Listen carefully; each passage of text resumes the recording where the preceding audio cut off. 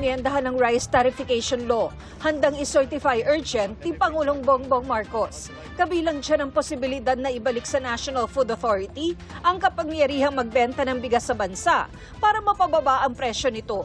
2019 nawala ang kapangyarihang yan sa NFA dahil sa rice tarification law. Ang bahaging yan ng batas ang planong amyendahan. Pabor pa rin naman daw ang Agriculture Department na ma-extend ang batas, imbes na ipatupad ang orihinal na pagkapaso nito sa susunod na taon. Sumukong gunman sa pagpatay kay Percy Lapid na si Joel Escorial, sinentensyahan ng hanggang 16 na taong pagkakakulong. Ayon sa abogado ng pamilya ni Lapid na Percival Mabasa sa tunay na buhay, di na pababa sa homicide ang kasong murder kay Escorial.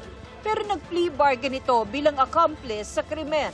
Tinanggap naman ni Escorial ang kondisyon na ibinigay ng prosekusyon.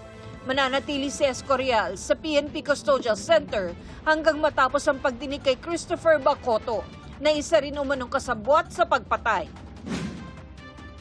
Mag-asawang OFW, sugatan matapos gumuho ang isang bahagi ng lupa sa Hong Kong.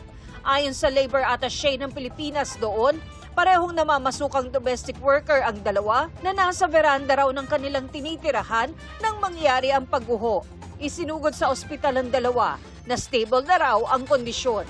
Dinalaw na rin sila ng mga taga-konsulado. Ang landslide doon ay dulot ng malakas na pag-ulan ayon sa Consul General ng Pilipinas sa Hong Kong. Para sa GMA Integrated News, ako si Tina Panganiban Perez, ang inyong saksi. Mga kapuso, sama-sama tayong maging saksi.